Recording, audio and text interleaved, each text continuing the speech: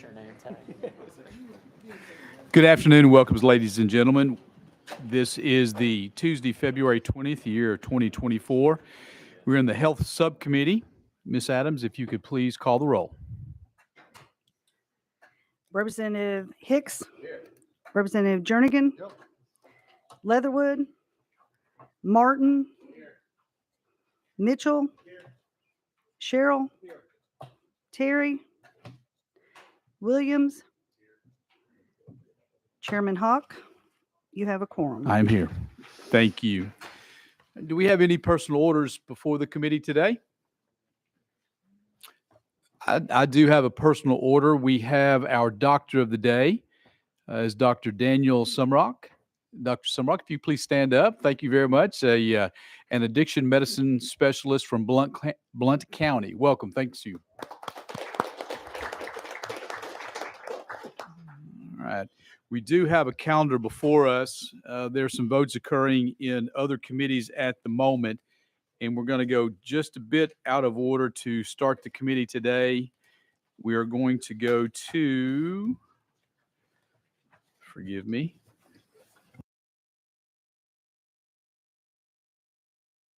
We're going to start with item number 11. Item number 11 on our calendar. We'll go ahead and bring that up. It is House Bill 2622 by Representative Martin. Representative Martin? Motion. We have a motion. We have a second. You are recognized, sir. Thank you, Mr. Chairman and committee. This legislation provides a pathway for ambulatory surgery centers to apply for a secondary license from the Board of Pharmacy. With this Board of Pharmacy license, the ambulatory surgery center will be eligible to apply for an institutional DEA license. The institutional license allows for the facility to be licensed by the DEA. Currently, that license must be held by the medical director individually. And the language was worked out with the Department of Health, and I would appreciate a favorable vote and will be happy to answer any questions. Thank you. You've heard the explanation on the bill. Any questions? Question is called.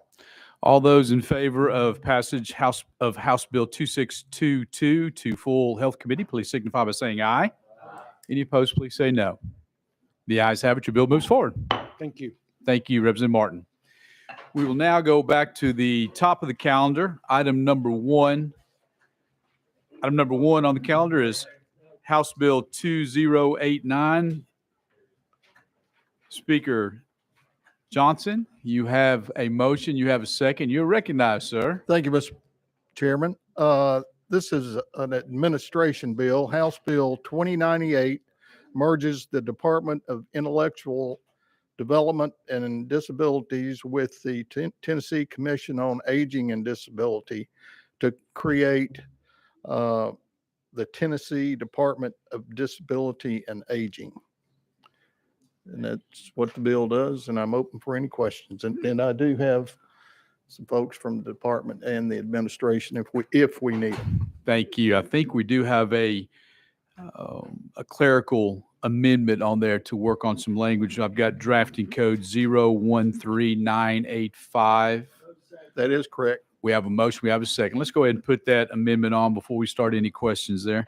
All those in favor of placing House Amendment number 1, drafting code 013985 on the bill, please signify by saying aye.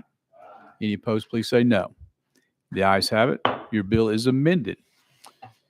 Any questions for the sponsor of the legislation? I know it's and I will say I have had some early conversations from folks back in the district, ensuring that that everything that our TCAD does now continues now with the merger with DIDD, and I'm assured that the answer is yes. And some of the functions are going within Department of Health and some other areas, but I'm assured that the functions will continue as well as they always have. That is correct, Mr. Chairman. Okay.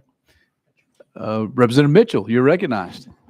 Yeah, just glad to see this sponsor in here. He's doing such a fine job on this bill. Appreciate you coming to see us. Thank you very much, Representative Mitchell. Chairman Jernigan. Appreciate those kind words. Chairman Jernigan, you're recognized. The speaker, did did you just think this up one night? You woke up and like, I've got to merge these two together, and this is the brainchild of you. I worked on this all summer. It's yeah.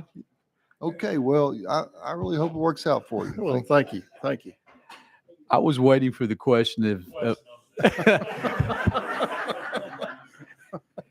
well, the question of, is this your first bill? That's what I was waiting for, but question has been called. All those in favor of sending House Bill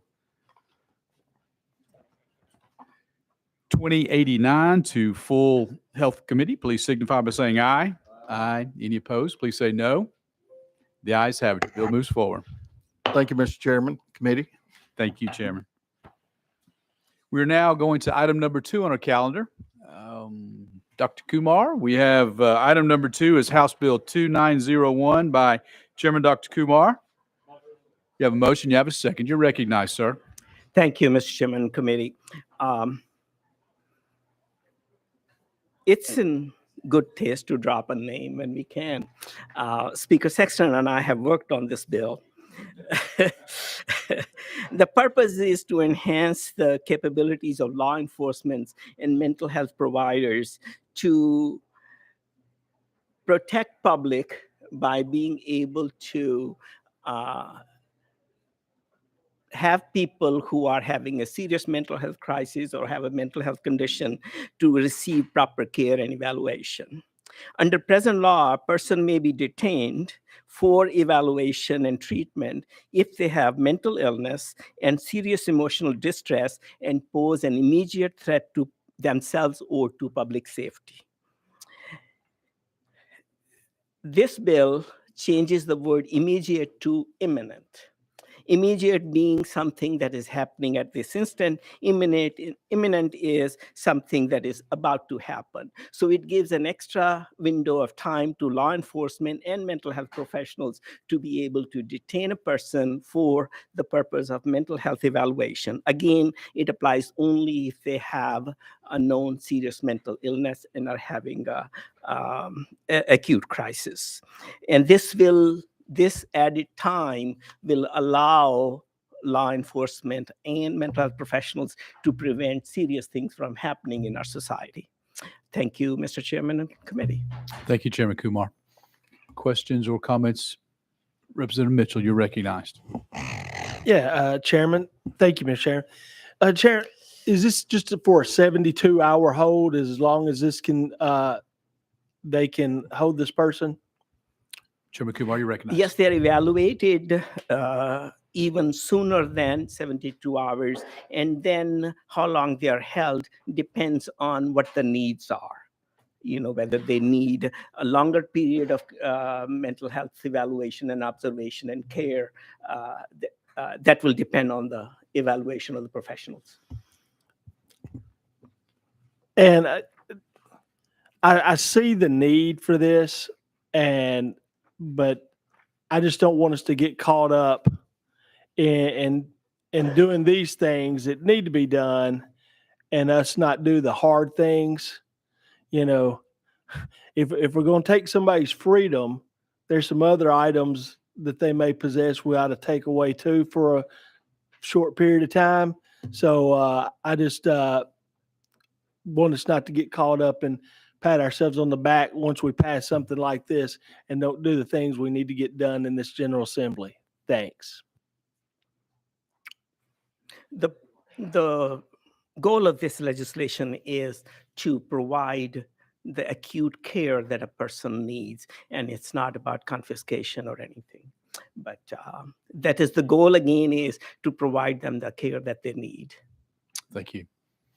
Further questions or comments? Seeing none, you ready to vote? All those in favor of sending House Bill 2901 to full health committee, please signify by saying aye. Aye. Any opposed, please say no. The ayes have it. Your bill moves forward. Thank you, Mr. Chairman and committee. Thank you, Dr. Kumar. We're now on item number 3 on our calendar. Looking for Chairman Doggett. Is he?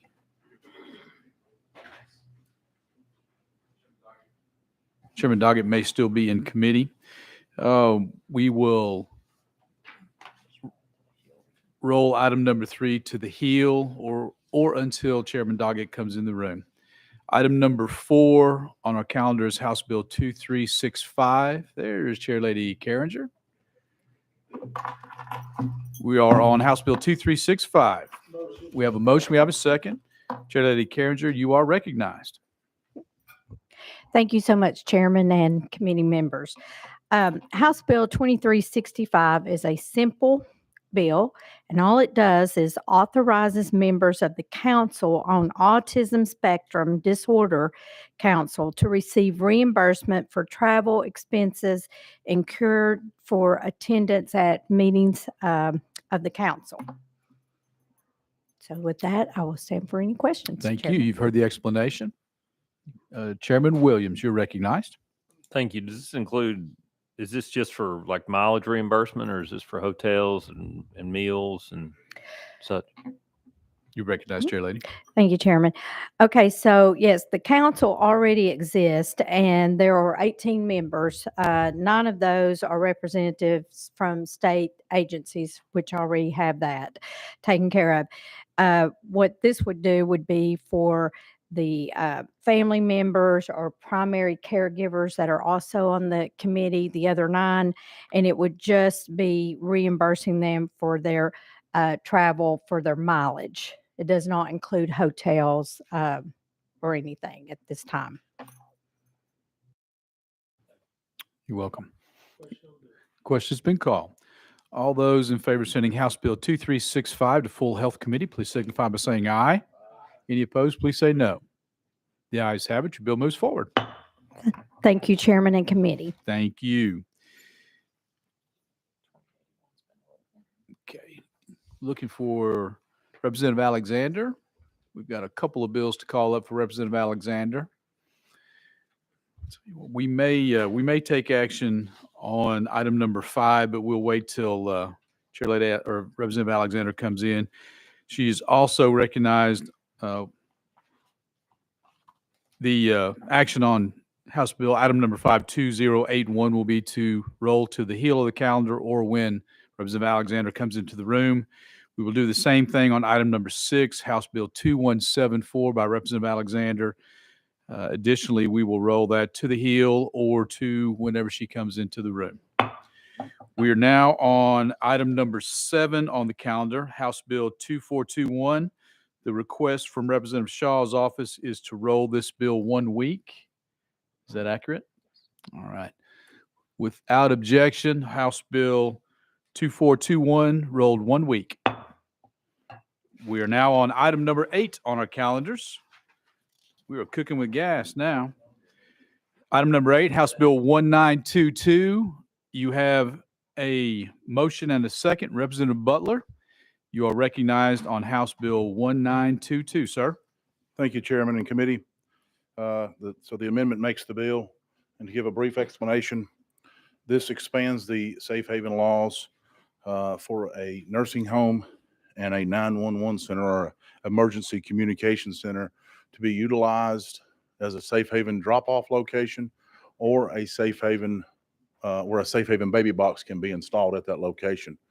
And it's really that simple. I've worked with the Care Association, the Health Commission, and all the folks involved to get everybody on the same page and get everybody comfortable with the wording. And for that, I'll renew my motion. Be glad to answer any questions. Gotcha. And we do have a choice of amendments here. We've got, you mentioned that the amendment will make the bill. We've got 3 amendments. I'm told that the one that you have described is drafting code 013926. That is correct, Chairman. Is that okay? Okay. We'll go ahead and get that on the bill. We'll give it a motion and a second, which you have. All those in favor of placing House Amendment drafting code 013926 on the bill, please signify by saying aye. Any opposed, please say no. The amendment goes on the bill. We are on your bill as amended. Any more comments on that? That, unless I've got some questions, I'll be glad to answer. Questions from members?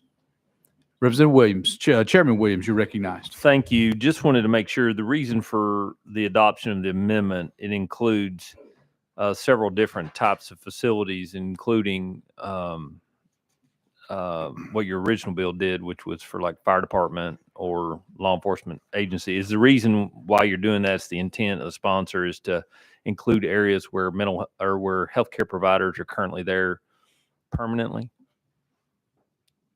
You recognize Representative Butler. Thank you for that. That's a great question.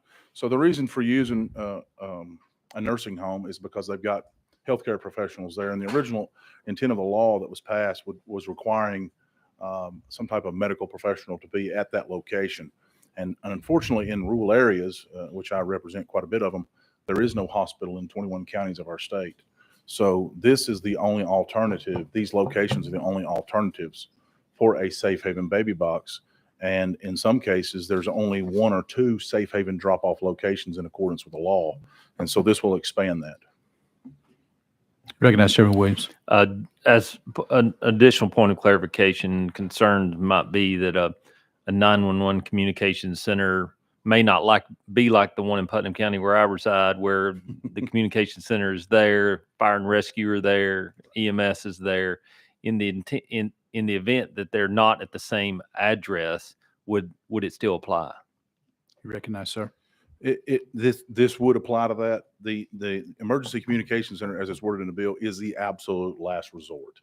Obviously, the nursing home, because they would have a nurse, LPN, CNA, maybe a doctor, depending on the time of the day. The communication center is really a last resort. And for example, in Fentress County is a different building. It's a completely separate building. There is no hospital, or there is no emergency, no ambulance there, I should say.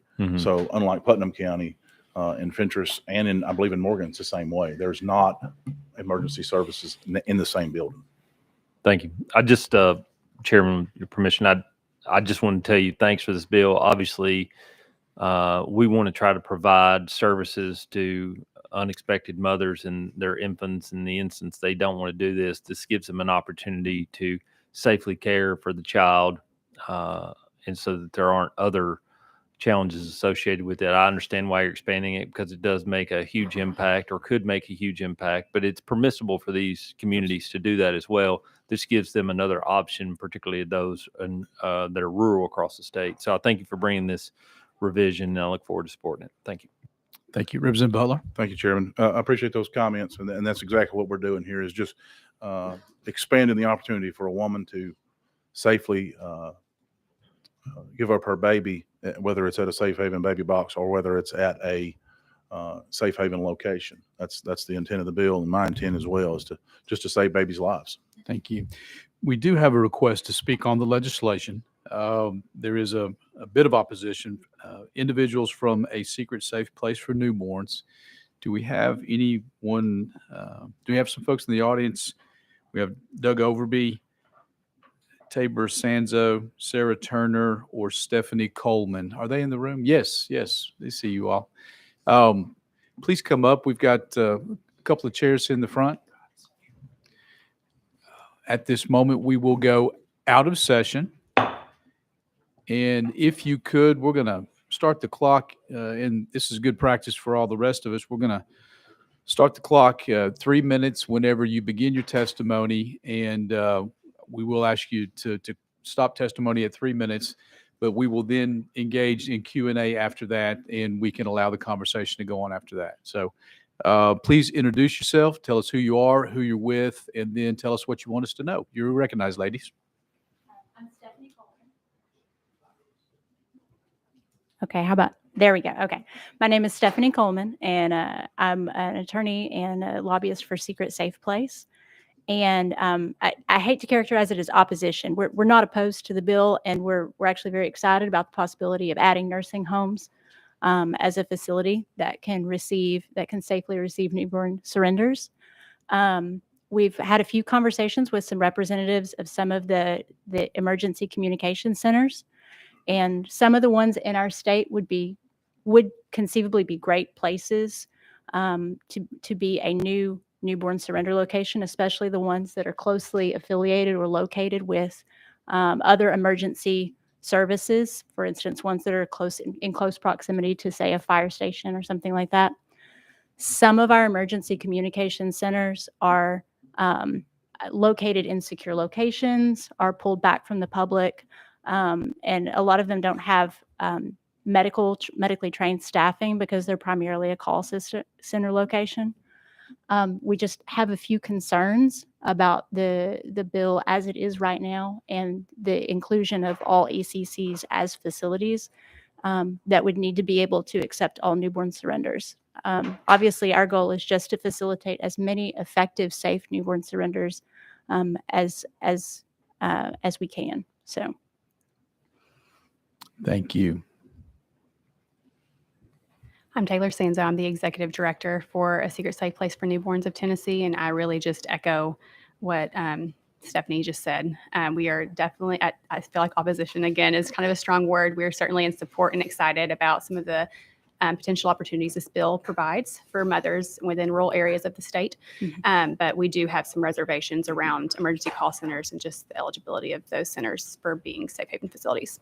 And thank you. And you both helped me address a concern that our little cards that we fill out do say support, oppose, or neutrality on the piece of legislation. And I guess the opposition I stated in the beginning when you all were coming up was maybe more of a generic term than actual where you are on this piece of legislation. Thank you very much. Any questions?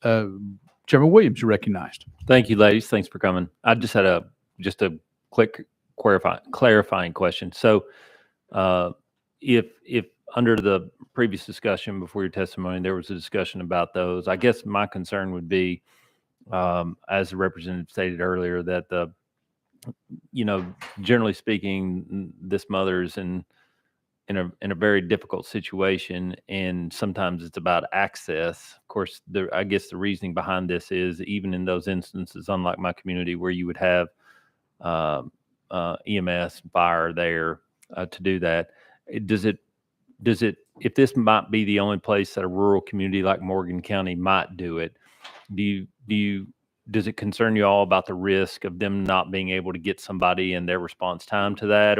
Or is, in my mind, I'm thinking about the safety of the child and this moment really where this parent says, I'm willing to do this, instead of saying, well, they wouldn't take my child, I'm going to handle this differently. I guess providing as many options as we can is a good thing. But on the other hand, does that fear that they might go there but then change their mind after the fact and we hear about it in the news concern you? Or so again, and we've sort of had this conversation internally that at first blush it seems a little bit unusual that we might be concerned about adding any reasonable facility to the list, because to your point, the goal obviously is safe, effective access as much as we can be. We just want to make sure that that each one of the facilities that we add to the list can really accomplish that safe, effective access. And some of the conversations we've had with some of the ECC reps are, that their facility, their people might have a hard time being available quickly to go and get through the locked doors and answer the door and get to the door and get somebody, make contact, and that they're not medically trained to receive an infant, especially if the mother or the infant are in distress. And so just kind of wanting to work through those concerns before we make all ECCs across the state automatically facilities that are required to accept surrenders. Yeah, thank you for your testimony. I think it's just it's a huge challenge to determine whether or not you want to create a pathway for the safety of the child and what that might or might not look like if you don't give options for them to do it. I trust the sponsor of the bill and think it's a good idea, and I appreciate your opinion on it. But the concern of someone changing their mind is the one that concerns me the most, knowing that these emergency services personnel have direct contact with those people that can get people there pretty quick. But thank you for your time. Thank you. Since we are out of session, I will ask, and ladies, I brought this up, Ms. Sands, in particular in the office. My community has asked about the possibility of tweaking the language, historic language really, that says a system like this, particularly one of the safe haven baby boxes, must be monitored 24/7. Excuse me, staffed 24/7. And my community has said, what about monitored? Because there's some fear that if it isn't a fire hall and everyone's on a call, and in that moment, something does occur and there's no one there, but they could be there. I think I know what the answer is going to be to this question, but what are your thoughts on that particular scenario? So our concern, and I want to make sure I understand what you're asking. So can you hear me? Our concern is that if the baby box is not being monitored at the time of a surrender, and at these centers, if they are tied up doing another job for ECC purposes, or potentially at fire stations and other places they're staffed or they're installed, if their staff is away on another call, that there would be no one to receive the baby. Now, naturally, ideally, they would be there within minutes should someone receive the notification, the alert, the baby had been dropped off. But as we all know, those minutes can be very crucial, especially for newborns that are being surrendered in distress. So that would be our concern in that regard that you just mentioned. Thank you. Thank you for clarifying the question I was trying to get across. So thank you very much for bringing clarity to that. Any further questions or comments for the ladies? Thank you all very much. Seeing none, we are back in session. Any more questions of Representative Butler on House Bill 1922? Closing comments, Representative Butler. Thank you, Chairman. As my colleague over here indicated, we have in rural areas very, very limited medical resources at all. And so in working with the Nursing Home Association and those folks, we have a nursing home available in every county that does not have a hospital. And so that would be, in my personal opinion, the best option, because they do have the medical folks there. And so while the Emergency Communications Center is in there, it is a last resort, because we may end up with a county that has a nursing home that doesn't want to participate for whatever reason. And so anyway, with that, I'll renew my motion. Thank you. Thank you. Ready to vote?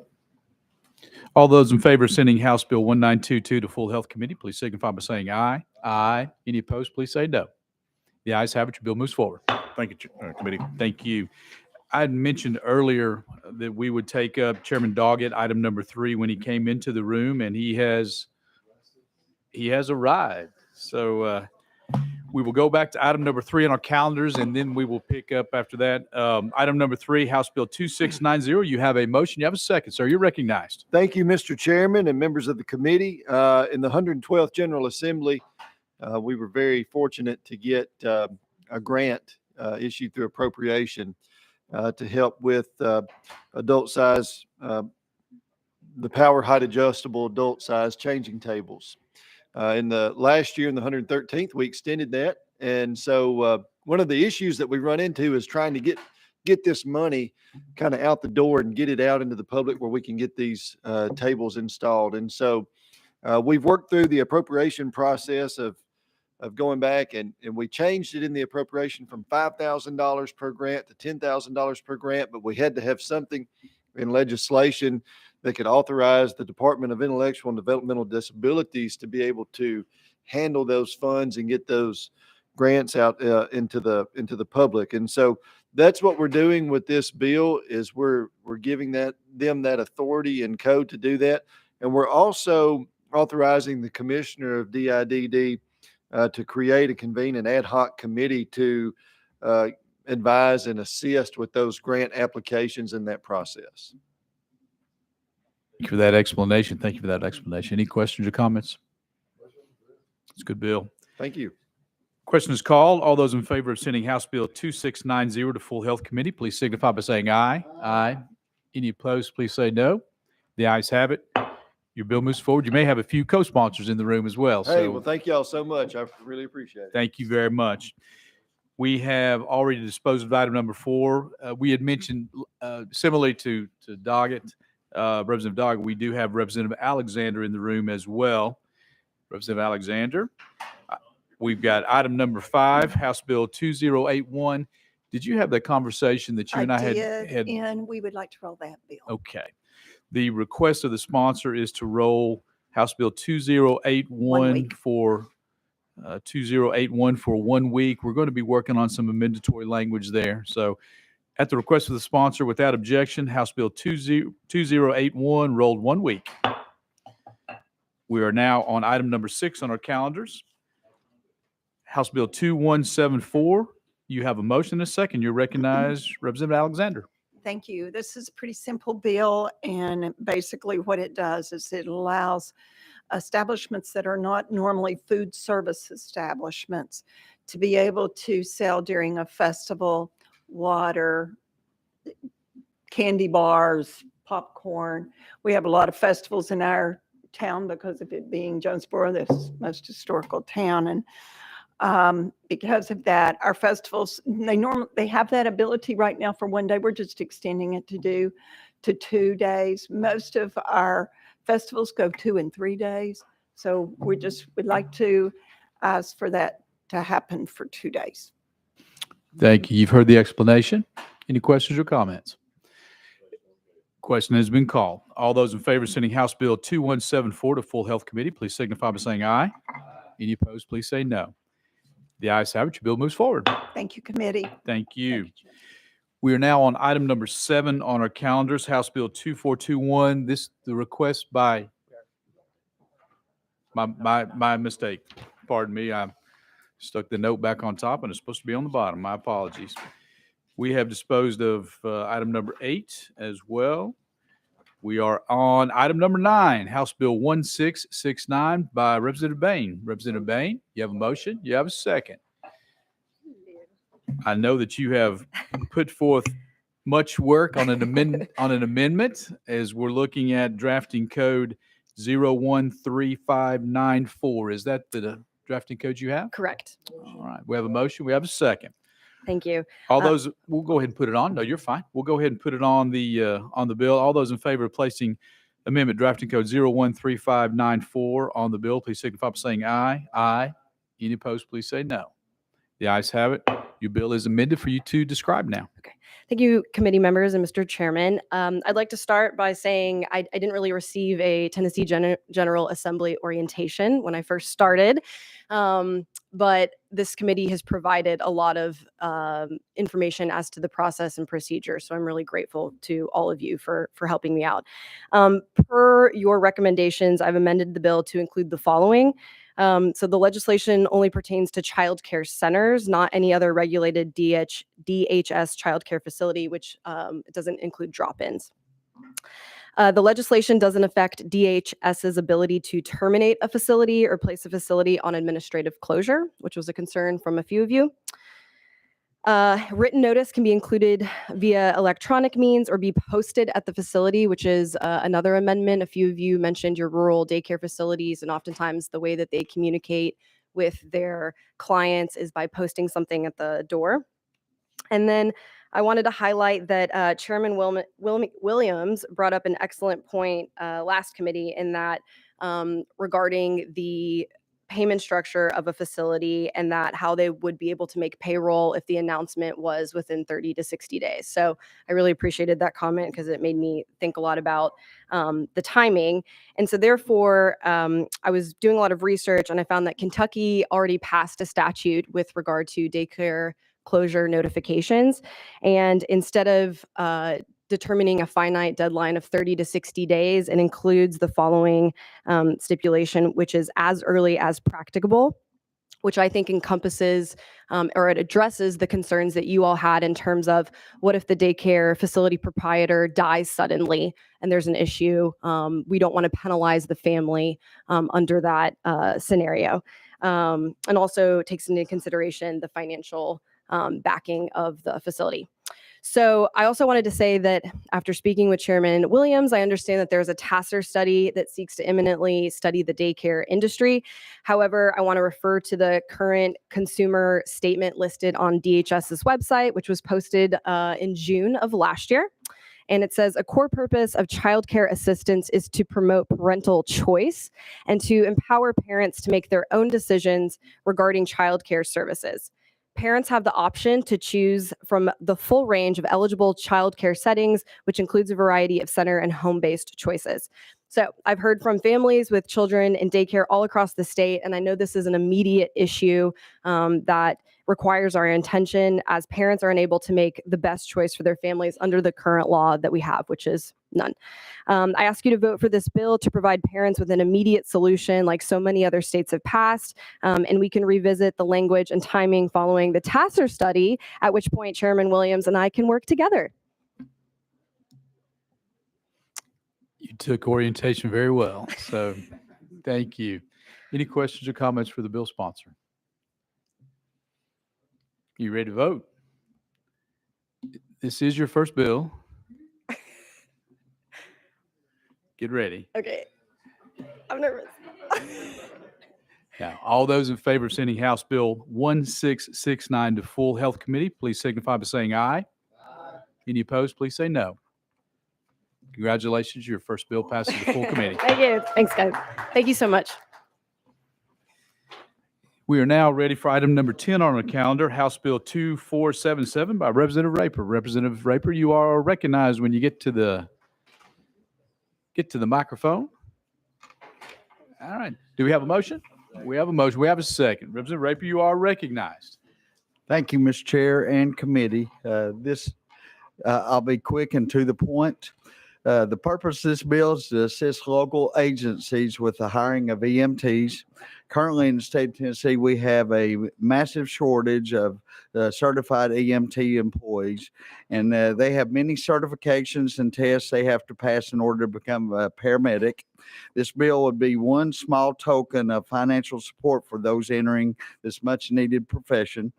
Post-COVID, I'll give you an example. We have 16 employees in Bradley County in EMT, and at one point we got down to 7. So that just gives you an idea of what we're talking about. Last year, the cost of the test, and this is the preliminary test that you take for certification, was $175, and the number of individuals attempting this were very few. This bill would provide a one-time reimbursement for the licenses of the National Registry examination, which is the EMT certification. And I open the floor for questions. You've heard the explanation. You've heard the explanation. All those, thank you very much. Very good description. Appreciate the being distracted for just a moment there. That's all right. All those in favor of sending House Bill 2477 to full Health Committee, please signify by saying aye. Any opposed, please say no. The ayes have it. Your bill moves forward. Thank you, Mr. Chair and committee. Thank you. We've already disposed of item number 11 on our calendars. We're now going to item number 12 on our calendars. The Representative Capley, you are recognized on House Bill 1883. Do we have a motion? Listening for a motion. We have a motion. We have a second. Representative Capley. I was going to ask if this is your first bill too, but it may be your first bill in this committee, possibly. I think so, Mr. Chairman. This is the first time before y'all. I'm honored.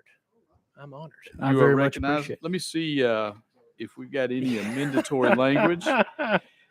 Representative Capley, we do have some amendatory language that will rewrite your bill for description. So I want to look at drafting code 013310. Is that the number Yes, you sir, have Mr. Chairman. for the amendment? Yes, sir.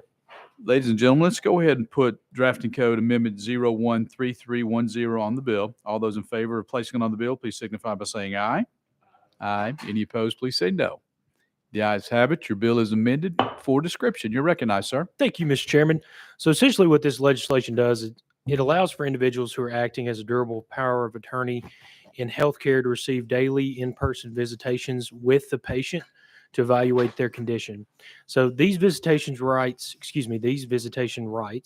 are still subject to hospital health and safety protocols to ensure the protection and privacy of the other patients that are admitted.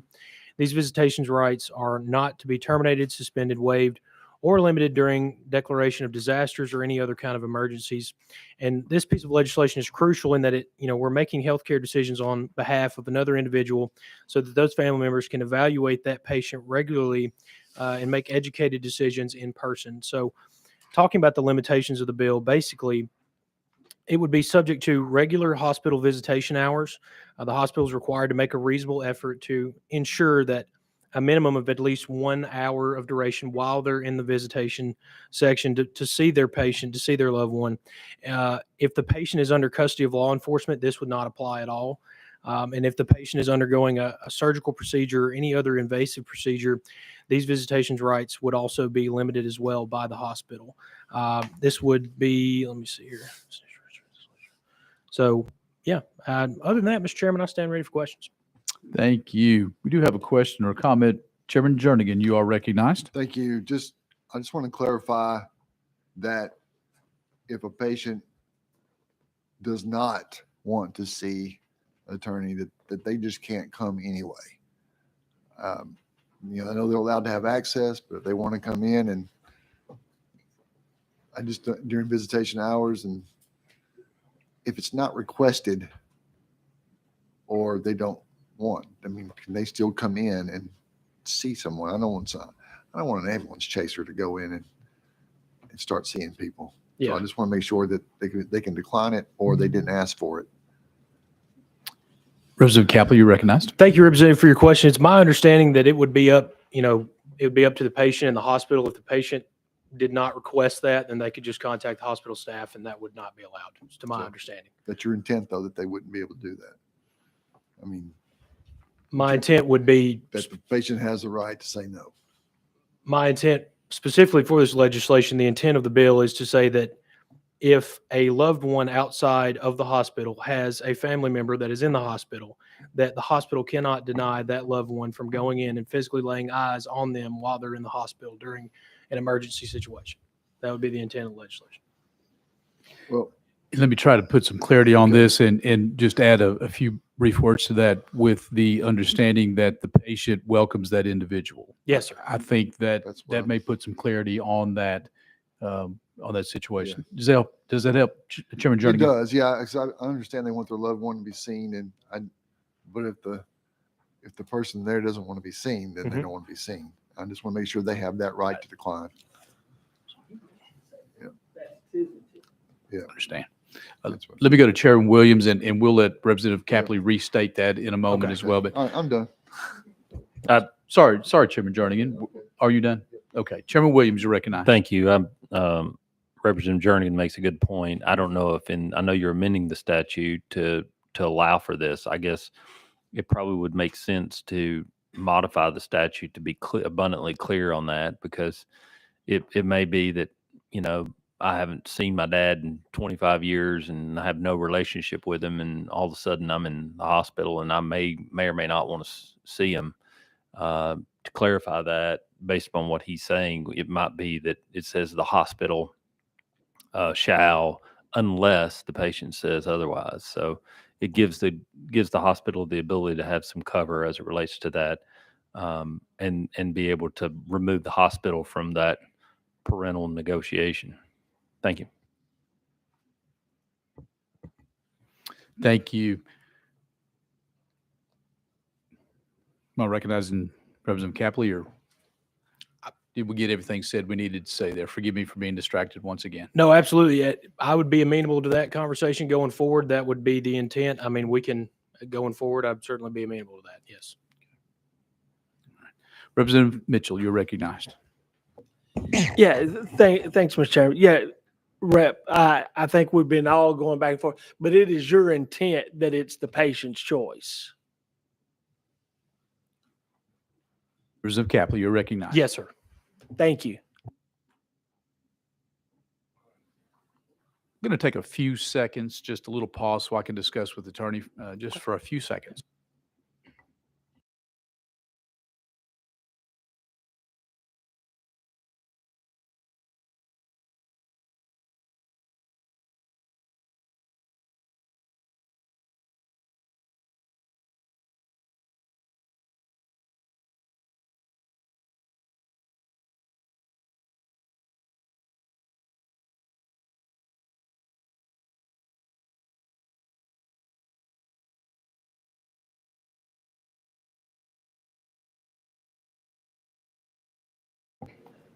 All right,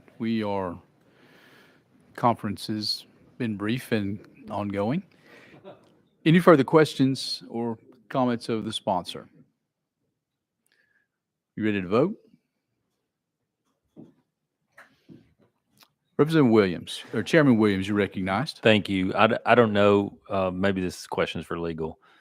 Is it necessary for us to, based upon the hypothetical that I gave you a moment ago, do you think it would be necessary or beneficial to the situation for us to clearly codify, or does it currently codify that they can deny someone from their immediate family who might want to see them? Okay. The request has been to go out of session in order to hear from the attorney. If you could give us your name and your title, and we are out of session. You're recognized. Hi, I'm Caroline Miller from Office of Legal Services. So there's nothing, I don't see anything that says that the patient can deny the attorney, in fact, the visit. So if we want to make it clear, that might be helpful, just to clarify the intent here. Chairman Williams. Chairman Williams. No longer for that. I'm sorry? I'm ready to go back. Okay. Any other questions while we're out of session? Okay. Seeing none, we are back in session. Chairman Williams, you're recognized. Sponsor. For the sponsor. Based upon the Office of Legal Services and questions that we've had here, I can't really tell you what to do, but I would encourage you to maybe roll this a week, get some mandatory language that clarifies that, then come back to the committee next week and we can have an up down vote on it. That's what I would prefer. I don't know of course I'm at the will of the chairman and his committee, and so I think it would be good for us to clarify that before we send it on to full, where we may have similar discussion. Okay. Representative Kaplan, you're recognized. Mr. Chairman, if it's all the same to you, if it'd be the will of the committee and we get it through sub, I could get that done before it goes to full.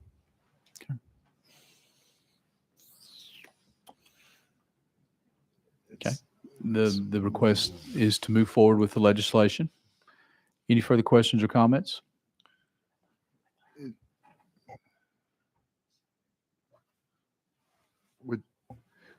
Forgive me, was your request to roll or to move the bill forward in its current posture? Thank you, Mr. Chairman, to move the bill forward in its current posture, and then I could alleviate some of those concerns before we get to full committee. Okay. That'd be my request. Okay. Chairman Jernigan, you're recognized. Chairman, I know it's be your prerogative, but would you entertain a verbal amendment? I will not. Okay. And thank you for the request. Well,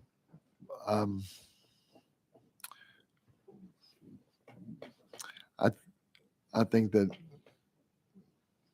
the work of subcommittee is to flush these things out, and if he makes this amendment, I'm 100% for it, but without it, I'm not. So, Representative Capley, thank you, Representative right. Chairman Jernigan. Representative Capley, I will tell you some of the distractions that are going on. Forgive me. I apologize for back and forth. I'm just trying to get fully versed on what we're doing.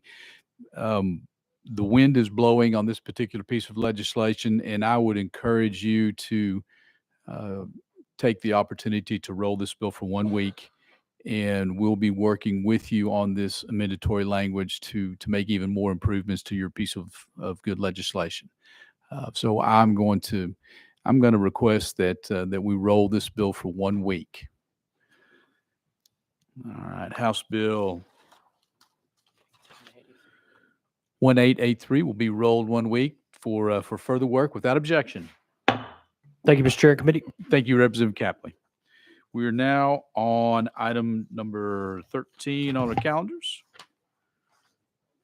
Item number 13 is Representative Hale in the room. There, he's heard us coming. So, Representative Hale.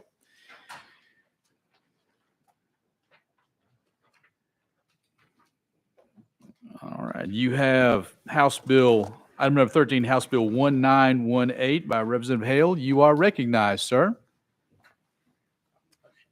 We have a motion. We have a motion and a second. You're recognized, sir. All right, and this does have an amendment, amendment code 012705. Thank you very much. You have heard This bill has drafting code 012705. All those in favor of placing this amendment on the bill, please signify by saying aye. Aye. Any opposed, please say no. The amendment's on your bill, and you are recognized, sir. Thank you, Mr. Chairman and committee. This legislation is a campground, I guess you would say, bill. Was brought to me by some campground owners that were having some issue kind of up in our neck of the woods in the Upper Cumberland area. They didn't have the rights that basically that landowners or landlords have. So what this bill would do is the campground owner would post in high traffic areas on the campground and also be able to distribute a written policy of their curfew, the alcohol use, tobacco use, pet policy.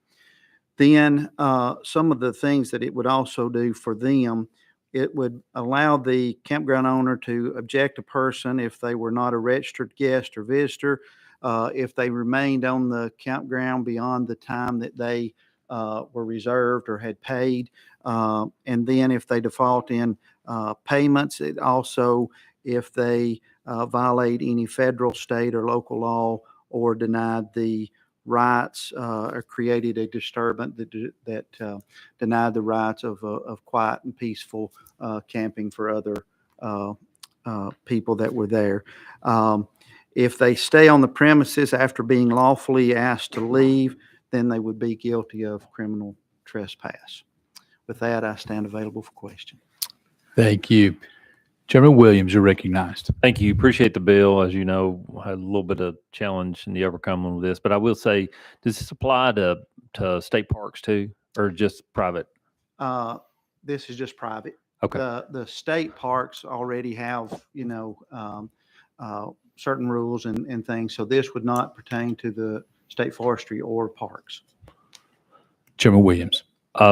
In the event that someone were to say pay for 2 days, they're staying there, and then after being delinquent day 3 through 10, we'll say, they're notified of that, what remedy does the campground owner have about removing their property from the premises? Does this mute on that? Or for instance, if I left my tent there, and I was the delinquent one, could the campground owner remove my tent or RV or any personal belongings that I may have left behind? It doesn't specifically address that, Representative Williams, but what it does is after they stay after being asked to leave, then of course they're the criminal trespass charge. And one situation that happened, left a camper in Jackson County, and once they got tried to start moving forward with it, they realized there was not anything on the books that gave them a right. So this hopefully would give them the right with the criminal trespass charge and stuff that they would be able, of course, I'm sure after some court issues, they would be able to remove that from the. Thank you. Further questions?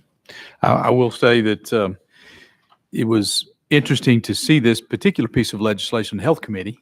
We're understanding that Title 68 opens the caption for posting within campgrounds. So that is why this particular bill has come before our Health Committee. So thank you. Any further questions or comments for the sponsor? Hearing none. All those in favor of sending House Bill 1918 to full Health Committee, please signify by saying aye. Aye. Any opposed, please say no. The ayes have it. Your bill moves forward. Thank you, committee and chair. We're now on item number 14 on our calendars.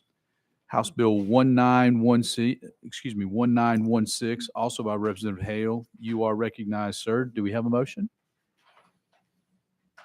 Do we have a motion?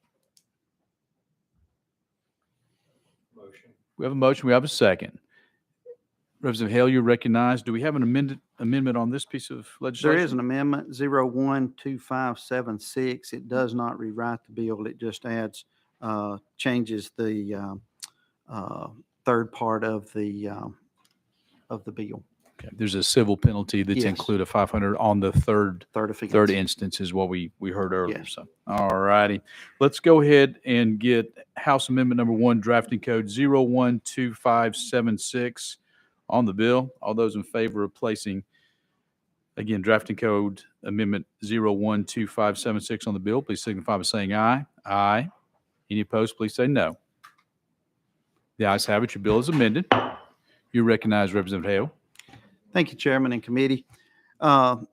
This bill basically does three things. Let me first of all state that this bill is a bill that we have worked on for well over a year. I was approached by the Funeral Directors Association with this issue and concern, and have had several personal issues with families that we have served. So it does not in no way affect organs or saving lives. I had a meeting with Vanderbilt. Dr. Karp came to my office back in the fall. He specifically asked for the wording to make sure that we did not include organs, and we back and forth with legal addressed that and made sure that it specifically said cessation of heartbeat, so it totally took out the organ issue.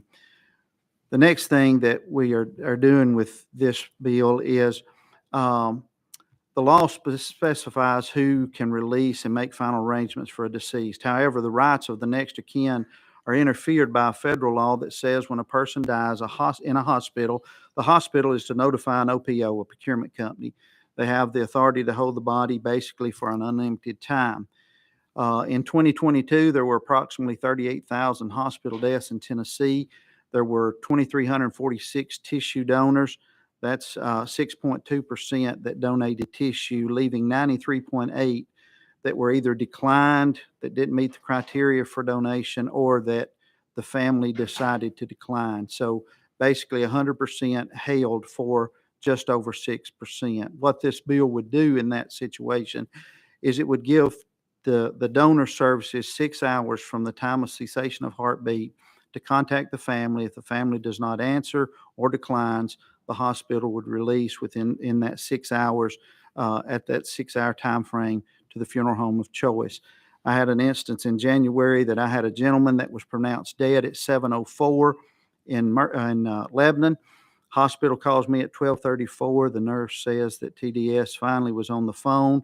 The wife is sitting there waiting for her 41-year-old husband, a mother that has lost a son in Iraq, and now another son has died suddenly. They sit for 5.5 hours waiting, and the nurse said that they had called TDS 2 times trying to get this man released. They did not want to leave the ER until their loved one had been taken from the hospital. And as the nurse stated, that this had been a problem multiple times. And then another issue that they also have, not only was the family wanting to stay, but they do not have a morgue facility. The third thing that this bill would do was, after 3 complaints, I originally had it the first complaint, but then I moved it to 3 complaints, that they could be fined $500 and basically putting some teeth in the bill and holding them accountable.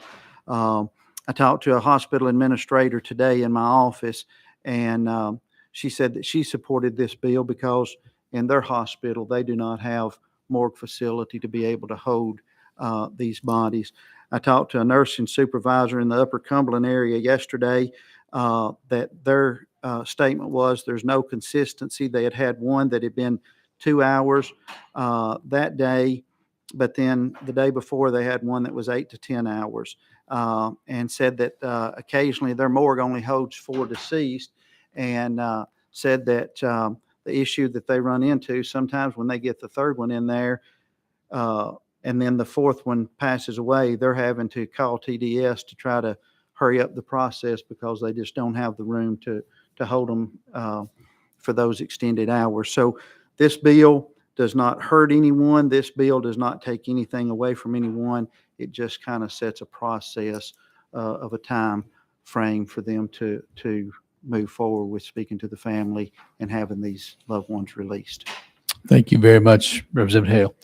Any questions for the sponsor? We do have some folks who would like to speak on the bill as well. Any questions or comments for the bill sponsor at the moment? Representative Hale, we do have a couple folks who have asked to speak on the legislation. We have testimony request from Jill Grandis and Carol Topley Davis from Tennessee Donor Services. If you could please come up May just be one of you there. If you, Ms. Grandis, if you could tell us who you are, what your name is, and who you're with. I'm Jill Grandis. We are out of session. You're recognized. I'm Jill Grandis, and I'm the Executive Director for Tennessee Donor Services. Oh, would you like me to go ahead and, okay. You go Thank right you ahead. so much. Again, I'll mention that we've got 3 minutes for Okay. your opening comments you. and potential Q&A after that. Perfect. You're recognized. All right. Thank you, Chairman and committee members, for this opportunity to be here today. I'm the Executive Director of TDS, where I've had the privilege of working for 37 years. Our mission at TDS is very simple. We save lives, and we do it through organ and tissue donation. And we're very grateful for the generous Tennesseans and their families who choose every year to say yes to donations so that others may live. TDS is an organ procurement organization. OPOs are nonprofit, federally designated by Centers for Medicare and Medicaid Services to make transplants possible in our designated service area to ensure that organs like hearts, livers, kidneys, and lungs, and bone tissue, heart valve, skin, and corneas make it their way to transplant patients who are waiting on them. Our work takes place every single hour of every day as we walk with families through their decision to donate, and then we recover and transport those sacred organs and tissues for transplant. You'd be really proud of the Tennesseans who carry out this mission. They're healthcare professionals who work very sensitively and caringly with human beings, and are human beings who often place their own lives on pause while they report to hospitals and talk to families over the phone to save another. And I'm honored to work alongside them. Thanks to their work, organ and tissue donations have gone up for several consecutive years. Last year alone, over almost 1,400 patients' lives were saved through organ donation and transplant, and another 240,000 grafts were provided to impact so many lives. We're really proud to be among the best in the country in what we do, and we're constantly exploring ways to get even better.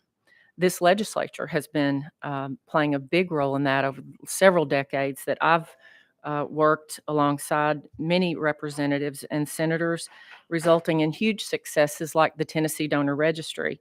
And I'd like to thank Representative Hale for bringing attention to organ and tissue donation. And I know the legislation is well-intentioned, although we have some concerns. Proposing a 6-hour limitation for contacting families would be very devastating to our mission and the patients we serve. And I don't use that word lightly. Impacting with a 6-hour time limit, that means from the data that we have looked at, 1,600 families would have been prevented from saying yes to tissue donation, given the 6-hour time frame, meaning tens of thousands of patients would not have been benefited. And these are just numbers, but it is symbolic of people who need healing tissue transplants. It's also important to note that not all patients who are referred to us have the potential to donate and are not approached. These patients are released and their families are never contacted. There are several other challenges with the legislation. Often hospitals have delays in reporting to us. Ms. Grandis, your Yes. time is up. Thank you very much Okay, for what thank you you. shared, and maybe we can get to some of those points Sure, there. absolutely. Questions or comments for Tennessee Donor Services? I do have a few questions. Yes, sir. How do we correct the problem that Representative Hale has brought to us? Well, And if I could, I'll expand on that some. What is the current time frame that families must be notified? we have established some guidelines with our hospitals. So we hope that the call comes to us within 1 hour of the death of the patient. That doesn't always occur. There are delays that occur on the hospital's end. And so that's a little bit out of our control, but we do track it. We try to track the time from the time of the referral that is made to us by the hospital and try to keep it within a 2-hour time from the time we get the call to actually reaching the family. We track that data, and we have been reporting that very routinely with the chairman of our advisory board, who is also a funeral director and has served in that capacity for many years. We are fairly successful at keeping that time frame within 2 hours, but there are extenuating circumstances when the family wants more time to locate other family members. Again, some of the examples of the delays would be that we have, a piece of information that is inaccurate, or the family is not to be found. So again, we do have circumstances where after the 6 hours, we've done some analysis of our timing based on the representative's bill, and that's when we learned that 1,600 families' yeses would not have been accepted if we had been cut off at 6 hours. Some of the other things that we have done, for example, and I brought some examples if anybody would like to look at this, for part of the, to help with the delay or with the family not knowing that they're waiting on a call from us, they would be given this. Some hospitals have already implemented this, where they would be given this piece of information to know that Tennessee Donor Services is going to be connecting with them. Our phone number is on it. The family can call us instead of waiting on us to call them, but it would just hopefully expedite some of those timing delays when we have difficulty locating them. So we've implemented also a 1-800 number, so funeral directors can call us 24/7. We have a funeral liaison who can be contacted to help embalm bodies, to find out what problems are. So we've tried over the last decade in particular to implement some of these measures that would, facilitate problem solving, troubleshooting, real time when we have issues like that. So we're working very hard, and we always are open to process improvement and for serving families the best that we can. Thank you. And two sides to every issue. You have mentioned the 1,600 families who have received life-changing and many times life-saving gifts. Yes. So thank you. I understand that, but you also have a grieving family that is wanting to create closure in the system, in the situation, forgive me. And we're looking at a 6-hour time frame. Is there a magic time frame out there? Is there a time frame that we can get to that addresses the concerns of the grieving family that we've heard from Representative Hale, as well as still has viable opportunity for harvest and transplant? What is that magic number? Is that a number we can get to, ma'am? You're recognized. Yes, thank you. For the actual cutoff for any viable tissue is 24 hours. We transport a lot of the patients to our facility where we do have a morgue on site. So more and more we are transporting patients so that the tissue remains viable up to 24 hours. Thank you. Representative Mitchell, you're recognized. Yeah, thank you, Mr. Chair. I'm just trying to figure out the process. So it's a Friday night, it's a Saturday night. Someone passes away 75 miles outside of Nashville in a rural area in the middle of the night, 11 o'clock at night. What's the process? You say the hospital may not call you for an hour. So we're at midnight at that point. So you finally get the call. What happens after that?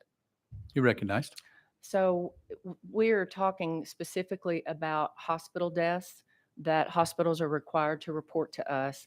And then our federal requirement through Centers for Medicare and Medicaid Services are, once we get the referral, to evaluate the patient's medical history.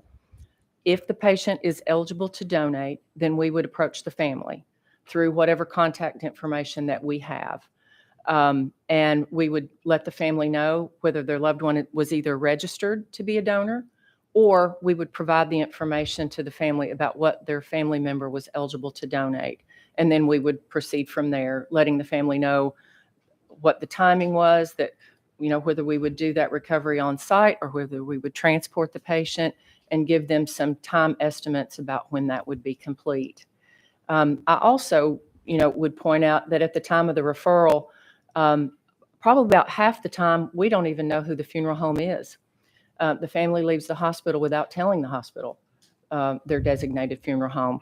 So this piece of information that we are giving the hospitals now, or that the hospitals are communicating to the families, also says if you haven't designated a funeral home, please let us know. So we're trying to facilitate communication with the family, but also to try to tighten up the process as best we can with timing. For the funeral home to, for us to find out who the funeral home is so that we can start a communication with them when we don't know who they have designated, or, to just, trying to find the family. So we're trying very hard to close the timing gaps as best we can. Representative Mitchell.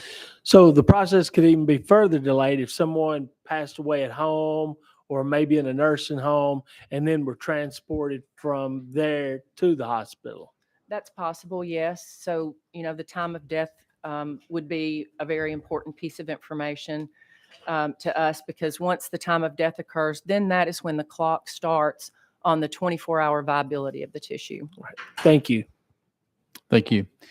Further questions or comments while we're out of session? Ms. Grindis, thank you very much. Thank We you. appreciate that. All right, we're ready to go back into session. Thank you. We are back in session.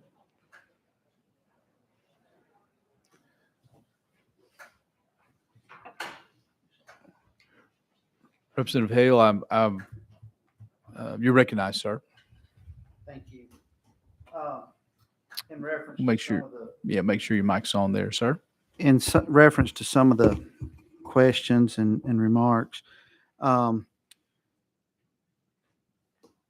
it was stated in an email that I got from Vanderbilt in dealing with this, that they could not quantify that going to a 6-hour window would lose any tissue donors.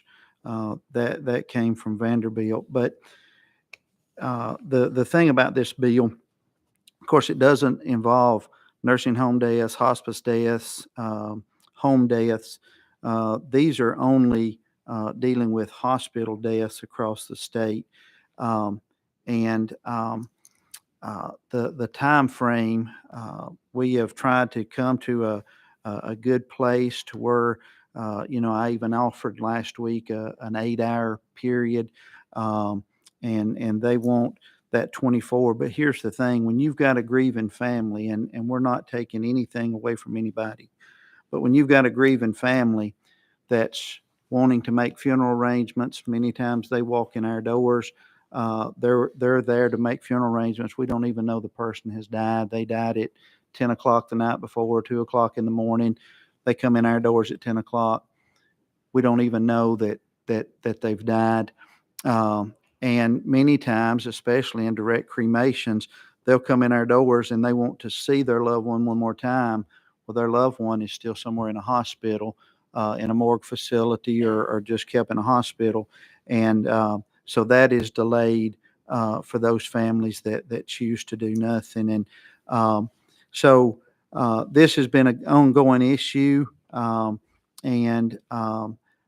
just think that there's a way that we can come to a time frame. And I will say this, that 1 hour that was mentioned for the hospitals, from what I understood from a hospital administrator today, TDS gives the hospital 1 hour, 60 minutes to notify them, or they are what they call red flagged.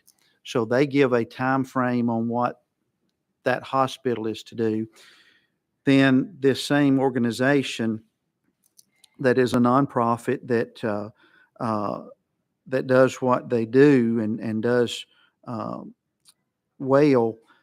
The situation is they want to tell hospitals what to do, and then they tell us what they will reimburse us, but yet they want no guidance or no guidelines in the process to make this smoother. And I had a lady that came to me, and I'll close with this. We had a town hall in each one of our counties, and the lady came to me, and her whole point of being at that town hall was because of the bill that we had last year. This was back in the fall, because she dealt with this firsthand with her husband there in Smithville, that he was held several hours and not able to get him released.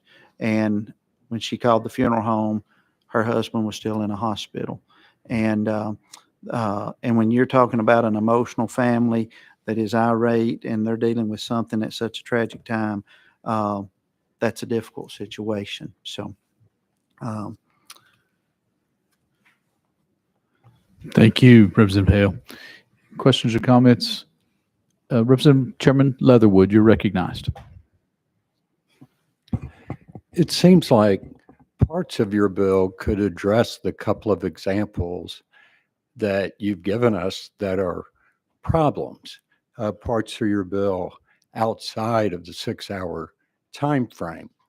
In the examples you gave, if those family members simply signed a declaration saying, you know, my child, my father did not want to be an organ donor, then the body could be released at that point with your bill. Is that true? That's how I understand your bill. That's not correct. What happens, because even if that family looks at that nurse and nursing supervisor at the Cookeville Regional yesterday, I had a good conversation with, he said, even if they tell us, if they look at us and they say, we don't want to do any organ donation, by law, they still have to contact the OPO. The OPO then contacts the family. And you got to realize, families going through a traumatic time, many times they're not answering the phone. They're not answering unknown numbers. They're not even answering people that they know at that immediate time. They're not wanting to talk to other people. But by what you're asking, Mr. Leatherwood, even if that family told that hospital, no, we don't want to, they still have to notify the OPO, and then the OPO still has basically an unlimited time up to 24 hours, taking the rights away from that family. And what you just described is current law? Yes. But my question, my point, as I remember reviewing your bill last night, I asked about if your bill was passed, not current law. And I believe in your bill, doesn't it say that if a family member, I know Section 109 or something has a list of people that are authorized to make these decisions. Doesn't your bill say that if the spouse, the parent, signs off that they do not want to be an organ donor, your bill, I'm not talking about current law, then that would release the body. Doesn't your bill address that? Once the OPO has contacted the family. The family would say once they're contacted by the OPO, then the OPO calls them, and my wife says, no, I don't want anything done. She hangs up the phone, then they are to release that body at that moment. Okay. But if they have a signed declaration, right, or even, I thought your legislation said a oral attestation even, so that would not apply for the body to be right. They still could have released. a hold on the body. Correct. Okay. Yeah. Thank you for the questions. Representative Hale, you've put 2 years of time and energy in this bill alone, and I appreciate and understand the concern. In my mind, as chair of this committee, I'm trying to find solutions, and you've got a definite idea where a solution may lie. I think we've hit an unfortunate impasse, and I am concerned that we've hit this impasse. I want to give us one more week to have discussions about this particular piece of legislation. We've heard 6 hours. We've heard 24 hours. I want to know in a week's time where we can get.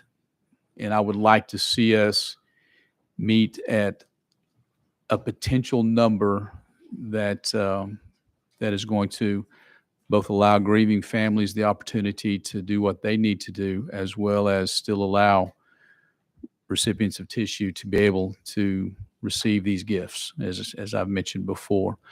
I'm going to request that we roll this bill for a week. This is a new piece of legislation. It's a new bill number that has come up this year, and you've done incredibly diligent work on this bill.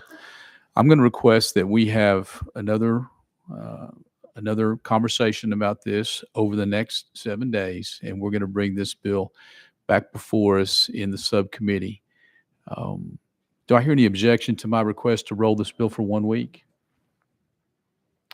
Hearing no objection, House Bill 1916 will be rolled 1 week. Thank you, committee and chair. Thank you. All right, we're going to item number 15, House Bill 1610. And the good part of having a bill after a long discussion is people may not be paying attention. Chairman Jernigan, Yes. you have a motion, you have a second on your piece of legislation, sir. Thank you. We have an amendatory language. I think in prior discussions, may not want to go with that amendment. Look at the. So, Chairman, after really tough negotiations and spending many nights at the mansion with the governor, trying to get this done, and Holt Witt is just a top-notch negotiator. We've come to an agreement that the original language will probably work out better than the amendment. So I would like to not move the amendment and go with the original language. All right, you're recognized on the bill in its pure form. You're recognized, sir. Okay, thank you. Members, this bill was brought to me by the Tennessee Massage Therapy Association, and it will raise the number of curriculum hours for the eligibility to be a licensed massage therapy, body work, or somatic therapy from 500 to 650 hours. The reason for the request is due to a federal rule change within the U.S. Department of Education that will go into effect in July. The rule change will result in students losing federal financial aid opportunities and in turn be a severe impact on current school enrollment. So I'm happy to answer any questions, including any details on the rule change. And if you want to hear from someone from the industry, they're here to speak if they need to be. And I'll answer any questions. Thank you very much. You've heard the explanation of the bill. Any questions? I will laud your work. This was on our first calendar of this subcommittee, and now it is still with us in the posture. And you have done some good work, and I'll echo the comments from Mr. Witt, the work that he's done in conversations as well. So appreciate, as I mentioned before, this is about solutions, and the way to get to solutions is to have those conversations, sometimes those tough conversations. Are you ready to vote? All those in favor of sending House Bill 1610 to full health committee, please signify by saying aye. Aye. Any opposed, please say no. The ayes have it. Your bill moves forward. Thank you. Sir, you are also recognized on item number 16, House Bill 1969. Representative Chairman Jernigan, you're recognized. Thank you. Chairman, Senator Bailey has a new amendment. They're going to be heard on Wednesday. So I want to adopt that amendment. So I'm going to roll this 1 week so I can get that on there. All right. Without objection, House Bill 1969 rolled 1 week. So I can Any more business to come before the subcommittee? Chairman, I'll ask your forgiveness. My tongue got a little more tied up than normal this week, so I apologize to my colleagues. I'll do better next week. Without objection, we are adjourned.